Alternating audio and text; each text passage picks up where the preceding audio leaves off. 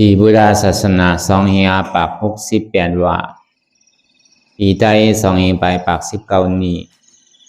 ปีก็3ปาก86คู่ปีคิดวันที่2เดือนนี้ปี2025เดือน5ขึ้นมาวันอะไรอยู่5ค่ำอันในปางสร้างตื้อกรรมดราอนัตตาวิปัสสนากรรมฐานปอกคน3ที่ว่าอนัตตาวิปัสสนากรรมฐานหวานโป่งเล่ากัดกูจะตรงแล้วก็วิ่งจนตีเมืองไตประจันในก็เฮาติไรมาสับแรงลายจ้างตื้อกรรมลายไว้วางใสลอกลายอนัตตาวิปัสสนาในวันที่2กลางในเจ้า4 โมงเจ้าต่อถึง6 โมงในก็เขาติได้อย่างตั้งเขาสู่นิพพานในวันที่2ในก็อ่อนตั้งสุดในก็คือเขานางขากายกุดขาก่อนทับต่างขาซ้ายก็ไหลอำนั้นขาซ้ายทับต่างขากว่าก็ไหลต่างมันสูงมือ2ขอนต่างตักก็อย่าไว้ตัวซื่อๆอย่ามีเคียงหนะอย่ามีย่านนะก็อย่าในเฮารับหูเนอเปิดดูยานปิญญาทอมือเข้าใจดีเอาอิดอย่าเกาะสร้างตื้อกำน้ำรับตาเนอเปิดได้ยานปิญญาอยากตัวดีมันน้อยวิญญาณหาใจที่อันเฮาผู้นั้นอันใดเสียนั้นในที่มันพูดบอกเกิดขึ้นเป็นมานั่นในก็คือเฮาหมอวางเป็นอนัตตาอนัตตาในปองว่ามีลองตั้งใจที่จะเปลี่ยนสังหิเจยลองอัตตาเนี่ยมันสำติดใจติดเนื้ออัตตานอกอัตตาในเนี่ยมี2อันอัตตานอกนั่นนี่ก็เฮาติดหอติดเฮิรนวนลองหอลองเฮิรนวนลองลองล่างวนลองโผลองเมวนลองให้ลองสนวนลองการลองงานเฮาเนี่ยวนลองวานลองเบิ่งลองเจอลองชัดใช่ไหมนั่นเป็นเพราะอัตตาดังนอก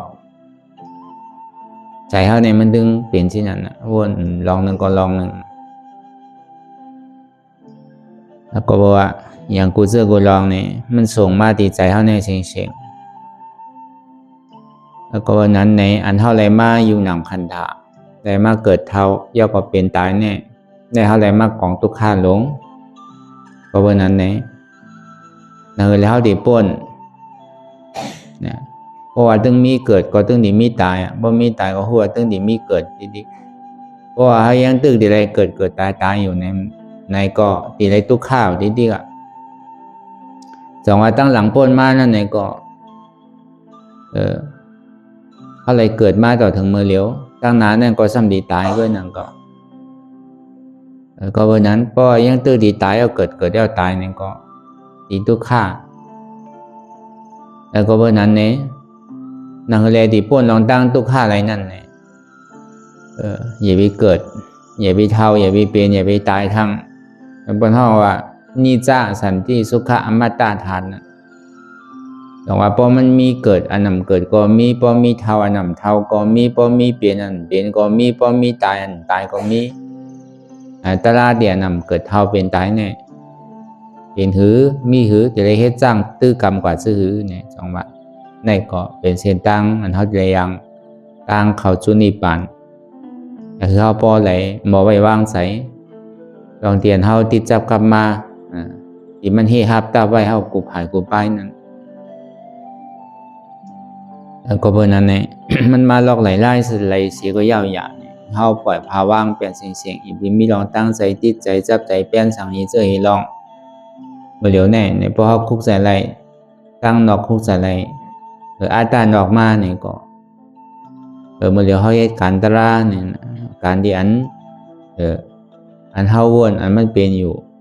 มีเมื่อยาวเมื่อสุดเมื่อเสียงตั้งแต่เฮาความมาเนี่ยตอนในต่อถึงตายก็มันไปสุดไปเสียงเตอนั่นมันเป็นการดิ่มยาวอีปอกเฮ็ดชื่อก็มันยาวต่อถึงจานนามาก็ตึงติเลยเหตุการณ์ที่มีเมื่อยาวตัวอีปอกเพราะว่านั้นการเฮาไม่การตลาเนี่ยมันเป็นการตาดี เย้าโตไรของว่าเหตุการณ์ที่อันนั้นมีการแต่การในรอการในตึงมีการดีๆคนก็มีการคนผีมีการผีสางมีการสางเรือเสกข้อสั่งคำสอนขององค์คำพุทธคำพระเป็นเจ้าในเหตุการณ์ด้วยการติ่มโดยเลยมีการทางนะเฮเลยกิจจากการเขามันพอดีเย้าตัวดีงามกว่านั้นในก่อนที่ได้เฮ็ดที่ได้จ้างตื้อกรรมที่ได้เห็นหู้เลยจ้างตื้อกรรมกว่าแต่เขาเลยเห็นหู้ถ่อมยินเขาเป็นสุดท้ายไม่ย่านยานพอเขาถ่อมในยินเย้าในก่อที่เลยเหตุการณ์ช้างในหนึ่งภาวนากิจจานั่งรับตาเนื้อเปิดได้หยานปีอยากด้วยขันธาที่โอต่อไปจินทัศนากิจจาตัวอย่างหือหันเจ็บแก้นต้งต่อนิสันทัศนากิจจานั่นสาวหาเหตุทางเอาจ้องเจ็บแก้นต้งต่อนิสันในเป็นสังพอหูเหตุทางเอาจ้องมันยาวในก็ปะหานากิจจาเอาเหตุทางเอาจ้องมันออกพอเหตุทางเอาจ้องมันตกกับยาวในซาซีกรณากิจจาพอจอดถึงดีนี่ป่านดีกันเย็นเนี่ยมันเป็นการนั้นว่าถูกดีสอกหางปอทบหรือปอหันยาวในก็อันใดดีให้ถือเข้าใจสุขสักให้ถือเข้าใจเก่าเศร้าว่ามองให้ถือเข้าใจมันดีใจหูใจให้ใจติดใจจับใจเปลี่ยนเหมือนฉะนั้นน่ะมันมีลองสั่งก้อยๆเนี่ยอันมันหูง่ายหันง่ายหนาหรือเปล่านั้นวนขึ้นในตัวใจเจ้าเก่าเนี่ย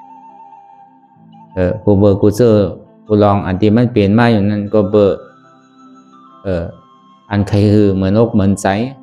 คือเปลี่ยนอกเปลี่ยนใจคือตัวเจ้าเก่านั้นซักษาคือตัวเจ้าเก่านั้นก็เย็นในก็เบอร์หังเดี๋ยวเตะมันก็เบอร์หักตัวเจ้าเก่าหรือเปล่าเท่าว่าหักเปิดนี่ดูเปิดมันว่าวหลายๆไงบ่าวหลอกหลายๆมันหักหนาหรือเพื่อนนั่นเป็นตัวเศร้าเก่าในกำเหลียวมันหูหันไหลจื้อเนี่ยพอมันเจ็บมันโกนมันขึ้นมันเมยมันแกนมาเลยสังไพ่กึ่งกลางเปลี่ยนมาเลยสังเนี่ยมันจะเอาตัวเศร้าเก่าเนี่ยออกป้นอ่อนตั้งจนได้คู่ใจไรเปิดเพราะวันนั้นพอหันเจ็บมาเอาเนี่ยมันคู่ใจไรไพ่มันหันเก่านั่นน่ะแล้วก็บนนั้นเนี่ยลอกลายอันเท่าตีผู้หันป่องแจงเลี้ยงใจเนี่ยพอเขาหูร้องมันเนี่ยก็เขาก็ยังตึกหักมันอยู่ดิแล้วก็เบอร์เขาหักมันอยู่วัดสุขสีล่างสวยเย็ดใส่โอมตาทุกตาบันมันอยู่กูวันกูวงกูเลินกูปีด้วยการมันสัมเป็นนั้นมันสัมเพศกว่ากาวากาเป็นในเขาสัมในลุ่มล่ามันอยู่กูวันกูขิงกูเข้ายำแต่พอมันเปลี่ยนตัวของเขาเต้เนี่ยอย่าไปหึงเท่าอย่าไปมันเปลี่ยนอย่าไปมันตายคือมันหนุ่มไม่เสียอย่าไปมันมีโอกาสตั้งเจ็บตั้งไม่หังมันทำเปลี่ยนอะไรรู้ป้นปีป้นเดินป้นวันมาอาสาเขาก็เท่ามาอาชักน้ำมากก็ทำเท่ามามันจะอาชักน้ำมาเลยหนุ่มมากมันใจพอเท่าพอแก่มายาวเนี่ยก็ย่อกาตั้งเปลี่ยนนั่นก็น้ำมาซ้อมจะว่าเท่าแก่เลยย่อกามันดีหายกว่าถึงนี้กำเนิดส่วนมาเนี่ยก็เกิงกว่าหาตั้งตายแต่จงว่าจ่ายว่าเกิงว่าลองว่าเช่นนั้นมันใจดีใหม่มากกูวันน่ะมันดีลองได้ตีกันน่ะโตขันเท้าเนี่ยมันเหมือนเก่าเฮิรนเตียนเขาอยู่มาข้าวยามถึงนั่นเนี่ยหมดปกมงแมงมันใส่กูมือกูขิงกูข้าวยามมันดีกว่าดีลู่ดีปั้งดีกว่าเมื่อไรกันนั่นมือมันย่ำไปกวนไปลู่ไปปั้งไปกวายเท่านั้นเนี่ยเขาโหลดตั้นนอนตั้งมันเลยมันติ่มตั้นถึงมือนั่นเนี่ยพอถึงขิงขาข้าวยามเท้ามาเยามีหูกหนกมีตาก็โมมีเขียวก็วางมีเนื้อมีหนังก็เหี่ยวลูกหยาบนางหยาบไปหยาบลูกก็ข้างนางก็ข้างมาเยาในที่เฮ็ดสังที่เตะก่อมจังเฮ็ดก็เบอร์นั้นข้าวยามเนี่ยมันเป็นข้าวยามเดียนสั่งถูกเตียนเขายังตึกกว่าอะไรไปอะไรตึกทั้งผู้ดีตาดีอยู่ฉะนั้นในก็เขาก็ถูกดีหิมเฮ็ดเอาไว้ขันพอเขาตาหนอนตั้งมันก็มันดีสังสะมันดีกันเย็นกว่าก็เบอร์นั้นเนี่ยเขามาวนทัดสังด้วยตั้งแต่ชิโกต่อไปจินเนี่ยมันมีอะไรพองเตียนเขาดีกว่าอู้เปิงพองงามจี้สั่งอะไรเนี่ยตั้งแต่ชิโกต่อไปจินเนี่ยวนกว่าวนมาซื้อเนี่ยก็มีเตะห้ามมีเตะเนี่ยพอมันมีเตะในซื้อเขาหลสั่งมันไรหรือคือมันเหมือนใจเขาก็เปิ่มันเป็นไรเลยก็เป็นนั้นเนี่ยจังว่ามันใจตัวเขานาเนี่ยจังว่ามันหันง่ายหันไพ่ในร่มเถยใจเนี่ยมันเข้าออกเสียเขาย่อเข้าดิกๆว่าตาเนื้อตัวมันเข้ายามมันหึงกระโจมันติดเท่ากระโจมันดีเปลี่ยนดีตายวันนี้มันเพราะใครหยุ่มเพราะนี่ใจตึกๆว่าตึกหนุ่มดิกๆกันก็เป็นนั้นอันมันหันง่ายหันไพ่ ที่ลมโดยใจเนี่ยมันเข้าออกติ๊กป้องออกเวียบออกติ๊กจังกว่าที่ฮับตับมันไรวะเขาอย่าไปออกรู้ก่อนว่าอะไรตามด้วยเฮ็ดไรมันเฮ็ดไรต้องที่มันป้องนั่นอย่าไปเวียบขึ้นเพราะมันเฮ็ดไรเวียบว่าอย่าไปป้องขึ้นป้องเฮ็ดไรมันถึงเฮ็ดไรล่านั่นย้อนว่ามันเฮ็ดไรล่านั่นแหละตอนที่ว่ามันใจตัวเฮาเนี่ยมันเป็นอนัตตาอันเฮาบอกวนทัดสางที่ไหนเนี่ยเพราะในเปิงสติปัฏฐานว่านี่เนี่ยมันเป็นมหาสติปัฏฐานในปรมาทาเสจจะปรมัตถ์มหาสติปัฏฐานซื่ออันเฮาวนทัดสางตัวตั้งแต่จิ๋วต่อไปจินเนี่ยเพราะเฮาว่าเป็นกายอนุปัสสนาสติปัฏฐานใจว่าตัวหลอกตัวหลายแกอันเฮาวนทัดสางตัวที่ว่าเป็นโหก็มีโหเตพอมันมีโหเตอีกมันหอกอีกมันมีไข่ก็ที่ว่าเป็นตานาตาเกาเตสุกอะไรอยู่มันเป็นไรเนาะตื่นเจ้ามาที่ได้สุกนานอ่ะป้อมสุกมากเนี่ยก็ขี้เต็มตาน่ะที่ได้สีเขียวปันน่ะป้อมสีเนี่ยก็ขี้เต็มเขียวนั่นน่ะซ้ำที่ได้อาบน้ำปันน่ะป้อมอาบเนี่ยก็เป็นขี้ไข่เหม็นนั่นน่ะเสื้อผ้าคนนุ่งโคไว้เท่านั้นที่ได้ซักปันน่ะป้อมซักเนี่ยก็มันเหม็นนั่นน่ะเฮาย่ำจางกะจี้กะสั่งไรเตียนเฮาใจกูมือกูวันเฮาซ้ำถามว่าเป็นของเฮาเนี่ยมันเป็นของเฮาเต้อยู่ห้าเพราะวนทัดสางด้วยนี่ใจเต้ห้ามใจเต้เป็นเต้ห้ามเป็นเต้อันว่านั้นตัวตัวหันในตัวหันที่อันมันมีตัวตัวในตัวเฮาขึ้นนั่นน่ะอันว่าเฮาอยู่มาเป็นตัวเฮาเนี่ยจ่องมันเป็นเต้หันตัวดีๆชอกตัวดีๆว่ามีเต้เป็นเต้ห้าพอมาวนเอาตาเนื้อตัวตั้งดอกเนี่ยก็ตั้งแต่เฮามาเตะปฏิสันเถเนี่ยมันไปมีโหมีขามีมือเตอะมันตึกเป็นนำก่อนไว้เลยพอใจเข้ายำเดิน2เดิน3เดินมาเนี่ยค่อยๆพูดออกมาเป็นโหเป็นขาเป็นมือเนี่ยพอดีเอาตาเนื้อตัวนี่ก็มันตึงบอกนี่ไรกำเดียวเมื่อมาเตะปฏิสันเถเนี่ยมันไปมีโหมีขามีมือเตอะถึงที่ตายมาเนี่ยก็เผาไปแค่น่ะมันมีอย่างเหลือเตะอันพังก็มีอันเผาก็มีมันหายหลายหมดพอดีคือมันเป็นรูปธรรมนั่นที่คือหนีนำหนีตัวอะไรนั่นมันก็ตึงหนีนำหนีตัวก็กระห้ำยอมห้าเอายังตึกว่าเป็นของเฮาดีๆก็เพราะนั้นอันเฮาบอกว่าถ้าสางตัวตั้งแต่ชื่อต่อไปดินเนี่ยที่เต้เนี่ยมันใจของเก่าเต้รู้เนี่ยพอเป็นของเก่าเต้เนี่ยก็โดดสั่งไล่คือมันหูดีเสหึงตาดีเสหึงเขียวดีเสเนิ่นนางหึงหนุ่มมีรองตั้งหางดีหางเล่าเสหึงลูกง่ายไปง่ายอย่าไปมียอกาตั้งเจ็บตั้งใหม่มันเป็นไรล่าหึงมาเนื้อหูก็ดกหึงมาตาก็โมหึงมาเขียวก็วางหึงมาเนื้อนางก็เหี่ยวหึงมาเนี่ยก็ลั่นกันไว้ไพ่เหมือนหนังตึกหนุ่มลูกหยาบนางหยาบไปหยาบลูกก็ข้างนางก็ข้างมาอันใดก็เหมือนเก่า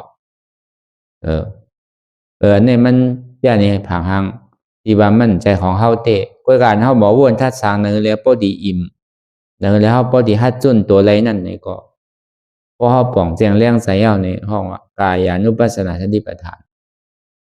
วนทัดสางตัวตีตัวเลยตรงว่าตัวหันในตัวหันที่อันมันมีตัวว่ามีตัวว่าเนี่ยมันใจตัวเก่าอนัตตานั่นน่ะในห้องเป็นกายานุปัสสนาสติปัฏฐานก็ว่ารูปขันธะอนัตตาเนี่ยก็ว่าก็ในสองมาเนี่ยพอมือมันไปหันเจ็บแต่ใจมันตึกติปิวใจอันพงปิวเนี่ยมันเป็นทุ่งจามเป็นธรรมดาของมันอ่ะป้อมเจ็บกว่าปิวอ่ะป้อมปิวใครนอนนั่นอ่ะใจเนี่ยทุ่งจามใจเนี่ยเขาดีกว่าที่ฮับตับมันว่าใจเนี่ยอย่าบีเป้วนหนาอย่าบีเป้พงปิวหนามันว่าอะไรมันตึงพงปิวที่อ่ะตาที่เห็นมันนิ่มไรได้มีลายมันอยู่ลายมันชื่อเนี่ยนางเฮอเจ็บเกิดนางเฮอทุกข้าเกิดนั่นน่ะพอหันเจ็บหันทุกข้ามาในใจเนี่ยมันจังกว่าตั้งไหลมันปอกขึ้นมาอยู่ที่ในเชียงเฮอมันไหลก็เจอมันขาดนั่นน่ะพอใกล้พื้นใกล้หนึ่งมันขาดได้ดีกันน่ะเจอมันเฮอมันมาปอกขึ้นเอาอ่ะมันกว่ากาวากาเป็นอ่ะก็ที่เอาใจว่าจอมใจวานวันนั้น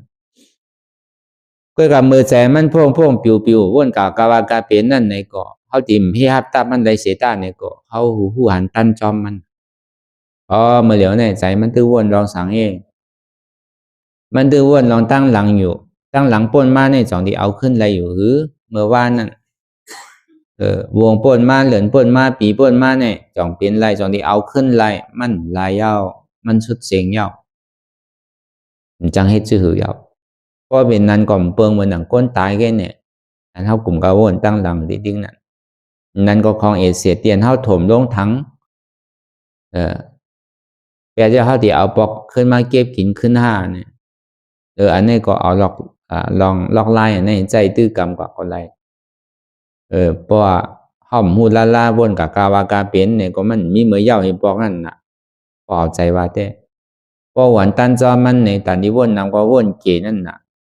ตาดีวนเกก็ตาดีปิวนำก็ปิวเกนั่นน่ะอันนี้เป็นลอกไล่ตาดีให้ถือเฮาใจมันกว่ากาวากาเป็น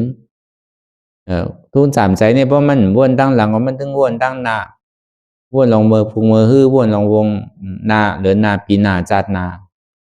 นั่นมันเป็นธรรมดาของใจอ่ะเวลามันวนเรื่องนั้นนี่ก็หูหันตั้นจอมที่ใจมันเป็นอยู่เมื่อเหลียวเนี่ยมันตึกวนลองตั้งหน้าเนาะต้องมันดีเป็นไรจังที่หูไรผ้ามือฟุงมือฮื้อมาเนี่ยหูไรเพราะหูไรเนี่ยสำดีเปิงเหมือนหือละเป็นก้นมิ้วหือละเพราะเป็นนั่นเป็นก้นเหมือนหนังก้นนอนรับว่ะมื่นตามาหายหมดอ่ะมันเท่าวนตั้งนานมีอย่างเตะวนเท่าอัปละมีอย่างเตะอันนี้ก็เขาก็ซ้ำขึ้นเมสอนตัวสอนใจขึ้นก้อยหนังเก่า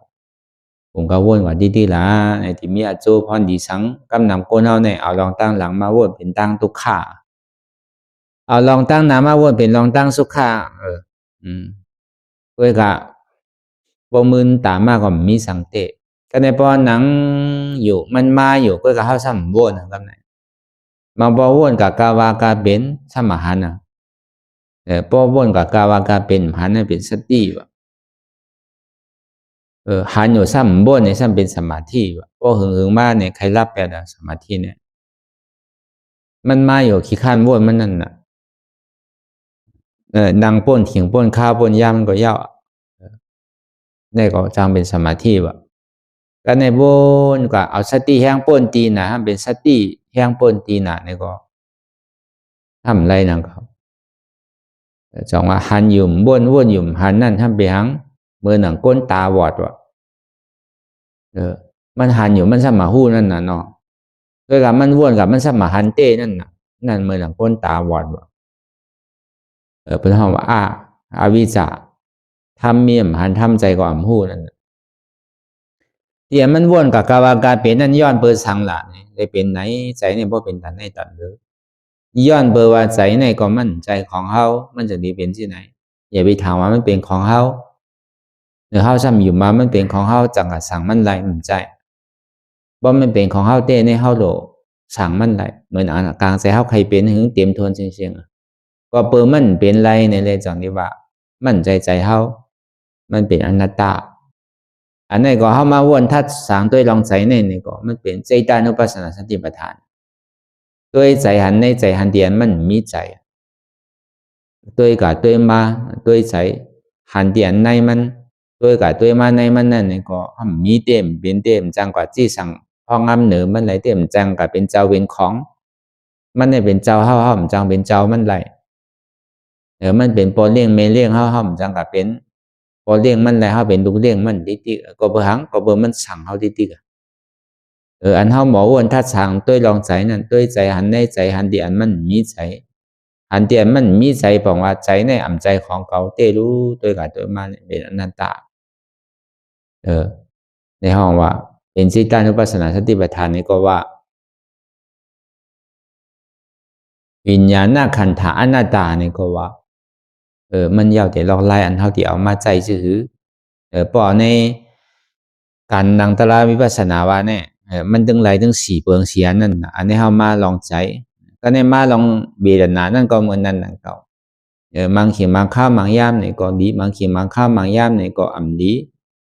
มังปอกจมมังปอกอ่ำจมมังปอกขีมังปอกลีนั่นน่ะ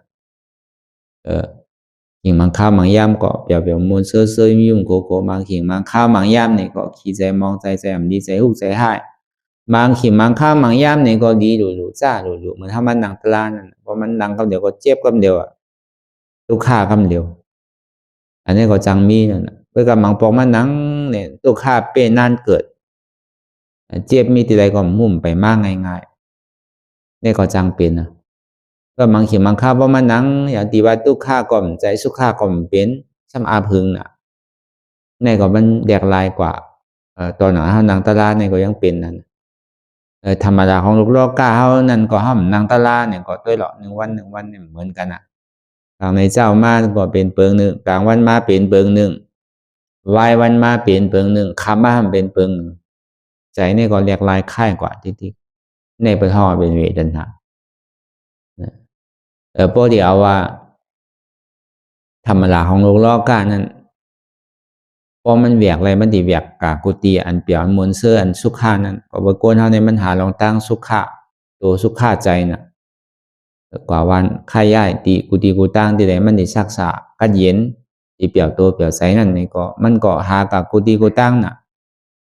เหมือนหนังนำไหลรองซ้ำนำว่าพอในรอบก้าว่าพอทุกข้ามีตีไหลเศร้าตีไหลอีหลอนอีนึงได้สังกลางนำได้สังเนี่ยมันปลายมันเคยทุกข์ให้ยากโกน่ะอันนี้เป็นธรรมดาของโลกโลกะอันนั้นธรรมดาของโลกโลกะนั่นห้องว่าโลกุตระทุกข้ามันปลอมมากคือก็วิโกที่จะเห็นหูอยู่จอมมันดีๆใครไปซื้อไปมันไปป้นไหลเหมือนหนังเงาเรียนจอมคนมันใครเจ็บใครก้นใครขึ้นใครทุกข้าคือเฮาดีเลยเห็นหูอยู่จอมมันดีๆพอเห็นหูอยู่จอมมันไหลนี่อยู่ดีเลยเศร้าทีไรเนี่ยก็ห้ามโลโกอันเฮาโกเนี่ยก็เพื่อห้ามขามันไหลเฮาโกมันโกทุกข้าผมได้กินได้ว่าผมได้นุ่งได้ไว้ผมได้ถอมได้หันผมได้นุ่มได้กินผมได้นุ่งผมมันเหมือนใสนั่นเขาก็สอกหากุศลกุหลงก้อยกะถอมกะหือหันกะหือโนมกะหือกินกะหือนุ่งกะหือที่กะหือเจอเกอก็หมออิ่มมีปอกทางว่าดีอิ่มทางว่าดีป้อมปอถอมว่าใครถอมแทงหันยาใครหันแทงโนมใครโนมแทงกินยาใครกินแทงนุ่งยาเที่ยวใครนุ่งใครที่ทางเจอก็อิ่มมีปอกจองว่าเสียงหูนั่นจังถอมอันพิษหมากตามจังตัวอันพิษทุนหลังจังโนมันพิษซบจังกินอันพิษตัวจังที่เดินนูอันพิษใจแอมจังเจออันพิษเป็นที่ไหนนำเพตื้นอยู่ที่นั่นจองว่าเขามาเพื่อการด้านนั่นไหนก็เหมือนนั้นนะเขาเขามานั่งก็เบอป้อมเป็นตาตาลาเนี่ยเขาปลายมันโอ้พอเจ็บก้นขึ้นมาเนี่ยเขาหาล็อกไล่กูเจอกูลองปลายมันน่ะบางพอเขาซ้ำถามเขาปลายป่นมันน่ะที่เต้มันใจมันตัวเตะศักษาโจเก็บโจข้าวก็อย่างเก่าเพราะวันหนึ่งเจ้ามาห้ามจังลูกจังหนึ่งจังพึ่นจังถึงจังโต้งมาเนี่ยตายน้อยงานกินน้ำมาเนี่ยได้เขาดีหัวเหมือนนั่นได้จังเฮ็ดชื่อพอเหมือนนั่นพอเขาพึ่งไว้ล่าเนี่ยในเขาตีกันนี่ก็นั่นนี่ก็น่ะนี่ปีนี่น้องนี่ปอนี่เมนี่เจอนี่เคอนี่ลูกนี่หลานเนี่ยมันดีเป็นใจอากุโสไปแล้วว่าเป็นนั้นตั้งกว่าเขาในดิมกว่าตั้งดีอันดีลงตั้งใจเพราะวันนั้นพ่อมาพึ่งไว้เอาในซึ้งกว่านี้ไผนั่นน่ะก็ดีวนลองเปิลก็สิดีมันมีเปิลนั่นน่ะว่ากับวนลองเขาสิดีมันมีเขาเอาน่ะพอมาวนลองเขาก็มีเอาน่ะพอมาวนลองเก่าก็ถ้ามันมีน่ะอันไหนอันนั้นจ้าเพราะว่ายังตึงมีเปิลมีเฮามีเขามีเก่าเนี่ยเป็นอัตตาที่เดชสารในเพตื้นดีๆเพราะวันนั้นเขามาเอาอัตตาออกอัตตานอกในอัตตาในก็ออกมีลองตั้งที่มันเป็นพูดบอกคือเป็นมาในจุนพาว่างเป็นเสียงกว่าเป็นขั้นเป็นตอนกว่าอันเขาหมอวนทัดสางลองอันไหนลูกข้าปอมาในก็อ่ำขี้สุข้าปอมาในก็เนี่ยจมเห็นหูอยู่จอมทุกข้านังเลยดีอยู่จอมมันไหลเนี่ยพอใกล้เฮ็ดจีแนวดีๆเนี่ยเพราะว่านางอันมันจุนหยาบเลยเปิ้นนี่เป็นตัวเฮาน่ะอันจุนหยาบเลยตัวเฮานั่นเป็นใจเฮาน่ะอันจุนหยาบเลยใจเฮาเป็นเจ็บเฮาก็ในถึงที่มันเปลี่ยนมาอารมณ์เก่านี่เจ็บน่ะเลยเปิ้นเจ็บน่ะเจ็บน่ะไม่น่ะเกี้ยนน่ะเจ็บในก็มันใจเก่าอนัตตาถึงเดียนนั่นน่ะว่าตะลาเอาในเวทนานุปัสสนาสติปัฏฐานวันน่ะเจ็บที่มันเปลี่ยนอยู่ในก็มันใจเก่าเจ็บเก่ามันมีเจ็บเก่าเจ็บในก็มีสุติเจ็บนั่นแหละมันก็ใจเก่าสุติเก่าเนี่ยมันก็มีเป็นอนัตตาเนี่ยเพราะว่าเวทนานุปัสสนาสติปัฏฐาน โดยเจ็บหันในเจ็บหันเดียมันมีเจ็บเตะเนี่ยก็ภาษามันจะมีเป็นคือเป็นศอกเป็นว่าเป็นลักอันเจ็บนั่นมันมีลองตั้งสืบเป็นสืบรู้แลกลายค่ายกว่าที่กันอันเท่าหมอวนทัดสางพาว่างเสื่องไหนเนี่ยบอกในมหาสติปัฏฐานว่าได้เนี่ยก็เป็นเวทนานุปัสสนาสติปัฏฐานว่าอนัตตาวาเนี่ยก็เวทนาหน้าขันธาอนัตตาดูวิญญาณเวทนาเป็นอนัตตานั่นขันธาหาเปิดนั่นเป็นอนัตตานั่นอันเท่าหมอวนทัดสางอยู่หมอปล่อยภาว่างอยู่อันเท่าไม่กันลาวิปัสสนาเนี่ยมันมาดีตัวสิที่มันมีตัวรู้เขาดีกว่าจิตจับกับให้ยังละมันเป็นอนัตตาวองมาดีใจเนี่ยก็เขาฮัดจุนใจใจเนี่ยก็มีเตรู้ดีกว่าจิตจับกับไอ้ที่หักตัวโกตายให้ยังละนั่นตาเจ็บมันเป็นอยู่สิที่เจ็บเนี่ยก็มีรู้เขาดีกับไม่อกไม่ใจย้อนมันให้สั่งเมื่อเขานั่งได้น่ะมันเป็นพอไหวว่างเขาก็สมหายหมดดังเก่าพอมันมีเตก็เมื่อเขาลุกเขานั่งเมื่อเขากว่าเขาไปโอ้โหเจ็บโอ้ที่เตี้ยนี่ทำเป็นเจ็บมือมันนั่งก็รู้ติเตมันเป็นตลารู้เนี่ยเจ็บอันว่าเนี่ยก็มีเตรู้เนี่ยเป็นอนัตตาเท่าหมอวนทัดสางโอ้ที่มันพูดบอกเกิดขึ้นบินดีโตก็ยากดีใจก็ยากดีเจ็บก็ยากปนทำมีเนี่ยก็พอหันนั่นนะทำใจเนี่ยคือเขาพอหูทำมีหันเป็นสมาธิที่ทำใจหูเป็นสมาสังกัปปะนะคือมันเพียงกันนะอันหันเลยสังอันวนเลยสังอันวนเลยสังอันหันเลยสังนั่นคือพอเพียงกันหมอวนทัดสางเสร็จในบนห้องอะไรอย่างละธรรมานุปัสสนาสติปัฏฐานโดยธรรมหันในธรรมหันเดียนมันมีธรรมเขาคำถามว่าอันเท่าหู้เนี่ยมันเป็นตลาดใช่อันหู้อยู่ตั้งปุ๊กตั้งเมื่อตั้งเสียงเนี่ยก็เป็นอนัตตานั่นก็อันมันหู้ยังก็ยาวตัวหู้เนี่ยก็เป็นอนัตตาเพราะเขาว่ามีตัวหู้ในซึ่งมันเป็นอัตตาทางนั้นเก่านั่นก็เบอร์อันหู้เนี่ย